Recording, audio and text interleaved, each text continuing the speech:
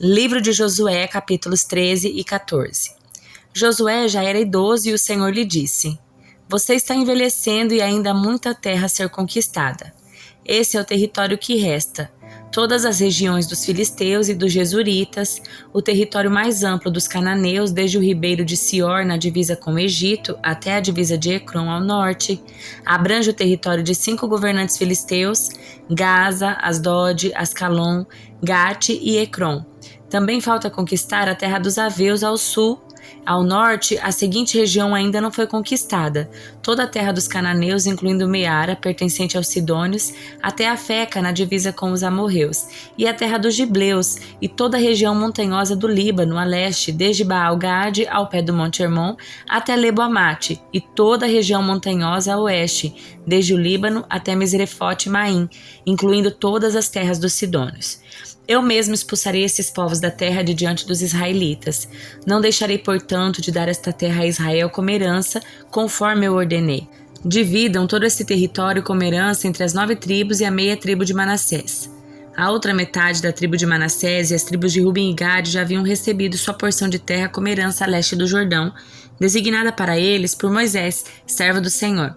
Seu território se estendia desde Aroer à beira do vale de Armon, incluindo a cidade do meio do vale, passando pelo Planalto, além de Medeba até Dibon. Também abrangia todas as cidades de Seom, rei dos amorreus, que havia reinado em Esbom, e se estendia até a divisa de Amon.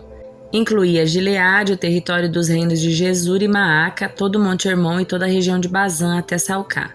E também todo o reino de Og, rei de Bazã, que havia reinado em Astarote e Edrei. O rei Og era o último dos refaíns, pois Moisés os havia atacado e expulsado. Mas os israelitas não expulsaram os habitantes de Jesur e Maaca, de modo que vivem no meio de Israel até hoje. Moisés não havia designado porção alguma de terra como herança para a tribo de Levi. Em vez disso, conforme o Senhor lhe havia prometido, sua herança vinha das ofertas especiais para o Senhor, o Deus de Israel. Moisés havia designado a seguinte área aos clãs da tribo de Ruben. Seu território se estendia desde Aroer, na beira do vale de Armon, incluindo a cidade do meio do vale até o Planalto, além de Medeba. Abrangia Esbom e outras cidades do Planalto: Dibon, Bamote Baal, Bet-Baal-Meon, Jaza, Quedemote, Mefaate, Kiriatim, Sibna, Zeret-Saar, na colina acima do vale, Bet-Peor, as encostas de Pisga e Bet-Gesimote. O território de Ruben também incluía todas as cidades do Planalto e todo o reino de Seom, o rei amorreu que havia reinado em Esbom. Seom havia sido morto por Moisés junto aos líderes de Midian.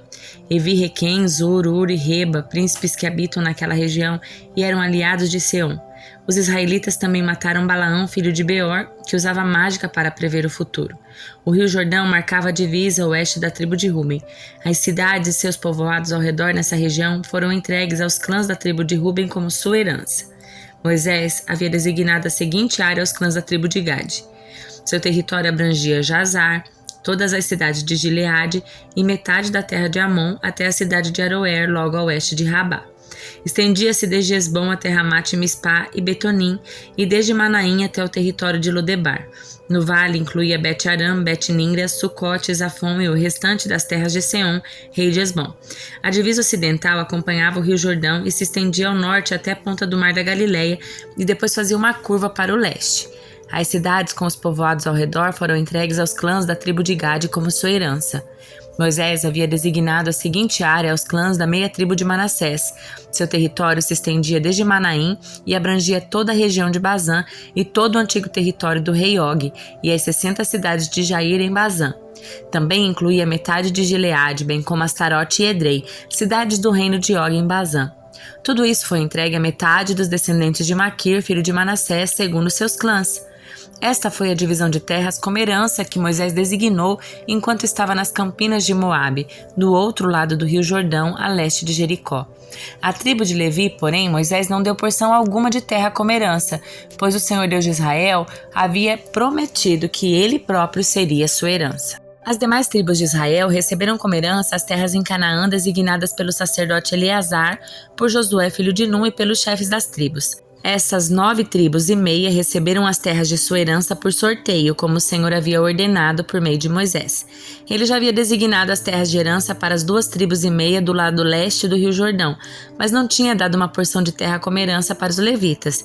Os descendentes de José haviam se tornado 2 tribos separadas, Manassés e Efraim. Os levitas não receberam porção alguma de terra, mas apenas cidades para morarem, com pastagens ao redor para seus animais e todos os seus bens. Assim, os israelitas distribuíram a terra exatamente de acordo com as ordens do Senhor a Moisés. Uma delegação da tribo de Judá, liderada por Calebe, filho do quenezeu Jefoné, foi a Josué em Gilgal. Calebe disse a Josué: "Lembre-se do que o Senhor disse a Moisés, o homem de Deus, a respeito de você e de mim quando estávamos em Cades Barneia.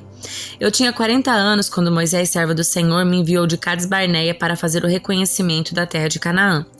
Eu voltei e lhe dei um relatório verdadeiro, mas meus irmãos israelitas que foram comigo assustaram o povo de tal maneira que eles se encheram de medo. De minha parte, segui o Senhor meu Deus de todo o coração.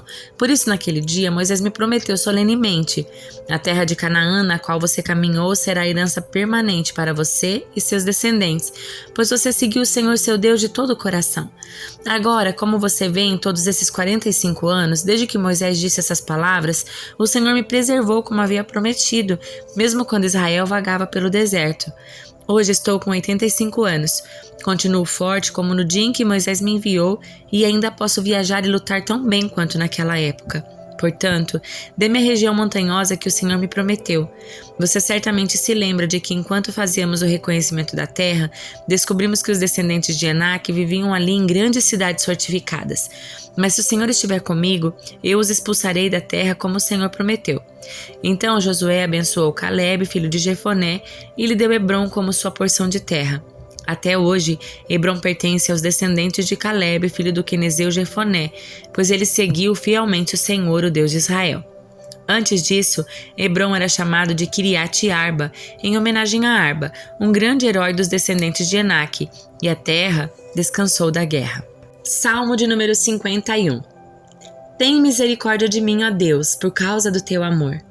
Por causa da tua grande compaixão, apaga as manchas da minha rebeldia.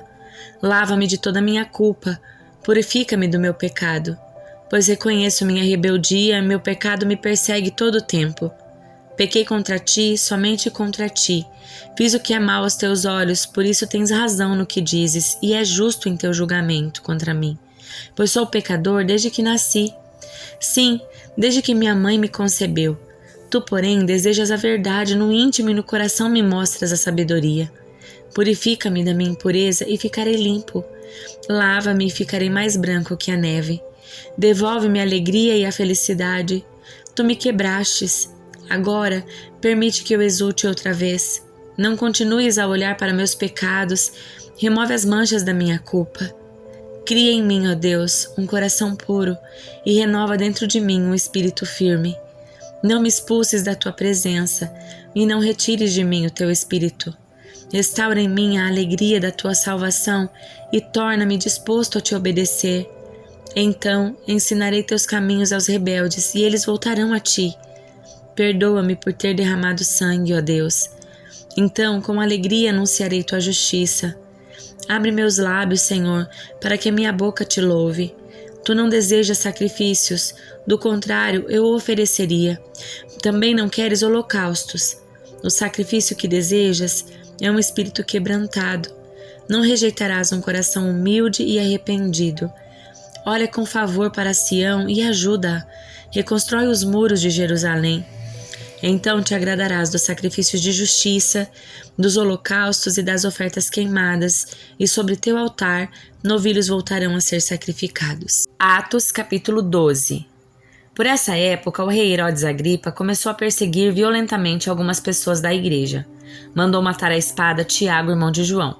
Quando Herodes viu quanto isso agradava os judeus, também prendeu Pedro durante a celebração da festa dos pães sem fermento.